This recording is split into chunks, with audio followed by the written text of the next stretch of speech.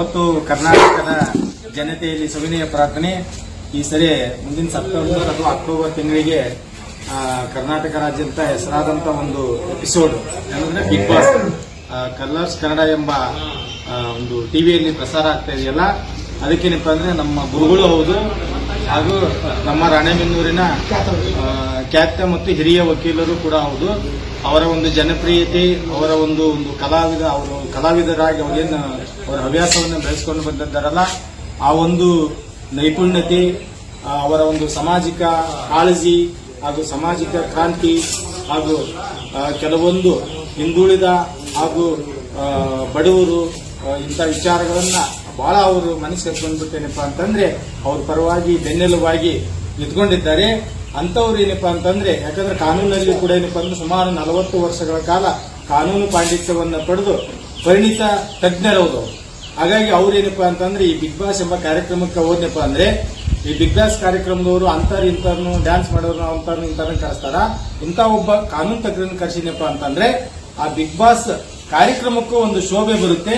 ಜನಗಳಿಗೆ ಏನಪ್ಪಾ ಅಂದ್ರೆ ಕಾನೂನಿನ ಅರಿವು, ಹೌದಾ, ಸಾಮಾಜಿಕ ವಿಚಾರಗಳು, ಚಿಂತನೆಗಳು ಕೂಡ ಏನಪ್ಪಾ ಅಂತಂದ್ರೆ ಪ್ರಸಾರವಾಗೋದ್ರಿಂದ ಏನಪ್ಪಾ ಅಂದ್ರೆ ಆ ಟಿವಿಗೂ ಕೂಡ ಏನಪ್ಪಾ ಅಂತಂದ್ರೆ ಒಂದು TRP ಮಟ್ಟದಲ್ಲಿ ಹೆಚ್ಚಿನ ಪ್ರಮಾಣದಲ್ಲಿ TRP ಆಗುತ್ತೆ ಅಂತ ಅಂದ್ಬಿಟ್ಟು ಈ ಮೂಲಕವಾಗಿ ಈ ಸರಿ ಬಿಗ್ ಬಾಸ್ ಅಲ್ಲಿ ಏನಪ್ಪಾ ಅಂದ್ರೆ ನಮ್ಮ ಸೀನಿಯರ್ ಅಡ್ವೊಕೇಟ್ ಆದಂತ ಹಾಗೂ ನಮ್ಮ ಗುರುಗಳಾದಂತ ನಾಗರಾಜ್ ಕುರ್ಕ್ಲೀಸ್ ಅವರು ಮಸ್ಟ್ ಅಂಡ್ ಶುಡ್ ಆಗಿ ಏನಪ್ಪಾ ಅಂದ್ರೆ ಆ ಶೋದಲ್ಲಿ ಇರಲೇಬೇಕು ಅಂತಂದ್ಬಿಟ್ಟು ನಮ್ಮ ದೇವರ ಗುಡ್ಡದ ಹಾಗೂ ಸುತ್ತಮುತ್ತಲಿನ ಗ್ರಾಮದ ಜನತೆಯ ಆಶೆ ಆಗಿದೆ ಅಂತಂದು ಈ ಮೂಲಕವಾಗಿ ನಾನು ಹೇಳಲಿಕ್ಕೆ ಇಷ್ಟಪಡ್ತೇನೆ.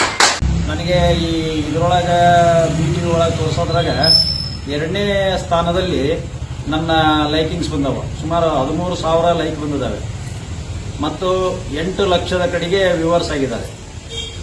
ಸೊ ಈ ಅದರಲ್ಲಿ ಆ ಕಾಮಿಡಿ ಮಾಡ್ತಾನಲ್ಲ ಮುಕ್ಕಳಪ್ಪ ಅನ್ನೋ ಹುಡುಗ, ಅವನಿಗೆ ಸುಮಾರು 3 MM ಮ್ಯಾಲ ಹೋಗಿದ್ದಾನ. ಅವನೇ 1ನೇ ಸ್ಥಾನದಾಗಿರೋನು. ಯಾಕಂದ್ರೆ ಕಾಮಿಡಿ ಮುಟ್ತಾನೆ, ಜನಸಾಮಾನ್ಯರನ್ನ ಮುಟ್ಟಿದ್ದಾನೆ ಅವನು. ಅವನಿಗೆ ಲೈಕ್ಸ್ ಎಷ್ಟು ಬಂದಿದ್ದಾವೆ ಅಂದ್ರೆ ಸುಮಾರು ಒಂದು 34,000 ಲೈಕ್ಸ್ ಬಂದಿದ್ದಾವೆ. 1ನೇ ಸ್ಥಾನದಲ್ಲಿ ಅವನಿದ್ದಾನೆ. ಆದ್ರಿಂದ 2ನೇ ಸ್ಥಾನದಲ್ಲಿ ನಂದಿದೆ ಲೈಕ್ನಾಗ. ಸೊ ಕಾರಣದಿಂದ ಅಧಿಕೃತವಾಗಿ ಅವ್ರು ಏನಾದರೂ ಕರೆದ್ರೆ ಅದು ಒಂದೇನೋ ಹೊಸ ಒಂದು ಆಯಾಮ. ಅದಕ್ಕೆ ಒಂದು ಒಳ್ಳೆಯ, ಈಗ ಕೆಲವೊಬ್ರು ಅದು ಸರಿ ಇಲ್ಲ, ಹಂಗ ಹಿಂಗೆ ಅಂತರಿಂತರ ಹೋಗೋದು ಹಂಗೆ ಹಿಂಗೆ ಅಂತ ಹೇಳ್ತಾ ಇದ್ದಾರೆ. ಸೊ ಅದನ್ನೇ ಆ ಒಂದು ಪ್ರವಾಸ ಕಾರ್ಯಕ್ರಮವನ್ನ ಒಂದು ಜನಪರ ಕಾರ್ಯಕ್ರಮವಾಗಿ ಸಾಮಾಜಿಕ ಮೌಲ್ಯವನ್ನ, ಒಂದು ಸಮಾಜಕ್ಕೆ ಮೆಸೇಜ್ ಕೊಡುವಂತ ಒಂದು ಮೌಲ್ಯಾಧಾರಿತವಾದಂತ ಒಂದು ಎಪಿಸೋಡ್ ಅನ್ನ ಅದನ್ನ ಮಾಡಬೇಕು, ಕಾರ್ಯಕ್ರಮವನ್ನ ಮಾಡಬೇಕು ಅನ್ನೋದು ನನ್ನ ಇಷ್ಟ. ಅಲ್ಲಿ ಹೋಗಿ ಏನಾದ್ರೂ ಇದನ್ನ ಮಾಡೋದು, ಅಸಭ್ಯವಾಗಿ ವರ್ತನೆ ಮಾಡೋದು ಅಂತವಿಂತವ್ ನಾವಿದ್ರೆ ಆಗೋದಿಲ್ಲ, ನಮ್ಮಿಂದನೂ ಆಗೋದಿಲ್ಲ. ಸೊ ನಾವಿಲ್ಲಿ ಸೋಷಿಯಲ್ ಮೀಡಿಯಾದಾಗ ಏನೇನಾರ ಮಾತಾಡಿದಂಗೆ ಅಲ್ಲಿ ಮಾತಾಡಕ್ ಬರಲ್ಲ. ಯಾಕಂದ್ರೆ ಇಡೀ ಜಗತ್ತು ನೋಡ್ತಾ ಇರ್ತದೆ. ಸೊ ಅಲ್ಲಿ ಗಂಭೀರತ್ವದಿಂದ ಮತ್ತು ಒಂದು ಸಾಮಾಜಿಕ ಕಳಕಳಿ, ಸಮಾಜಕ್ಕೆ ಒಂದು ಮೆಸೇಜು, ಮಕ್ಕಳು ಮರಿ ಕುಟುಂಬ ಸಹಿತ ನೋಡುವಂತ ಒಂದು ವಿಚಾರವನ್ನ ಅಲ್ಲಿ ಅವರು ನಮ್ಮ ಬಿಗ್ ಬಾಸ್ ನೇತೃತ್ವದಲ್ಲಿರ್ತಕ್ಕಂಥ ಇವರು ಕಿಚ್ಚ ಸುದೀಪ್ ಅವರ ಸಮಕ್ಷಮ ಅದು ನಡೀಲಿ ಅಂತೇಳಿ ಹಾರೈಸ್ತೇನೆ. ಹಾಗೇನಾದ್ರೂ ಅವರು ಅಧಿಕೃತವಾಗಿ ನನಗೆ ಆದೇಶವನ್ನು ಕೊಟ್ಟಾಗ, ಇನ್ನೂ ಅಧಿಕೃತ ಆದೇಶ ಯಾರಿಗೂ ಬಂದಿಲ್ಲ, ಬಂದ್ರೆ ನಾನು ನಮ್ಮ ತಾಲೂಕಿನ ರೆಪ್ರೆಸೆಂಟ್ ಮಾಡಿ ಮತ್ತು ಕರ್ನಾಟಕವನ್ನು ರೆಪ್ರೆಸೆಂಟ್ ಮಾಡಿ ಹೋಗ್ತೀನಿ. ತಮ್ಮೆಲ್ಲರ ಆಶೀರ್ವಾದ ಇರಲಿ ಅಂತ ದೇವರ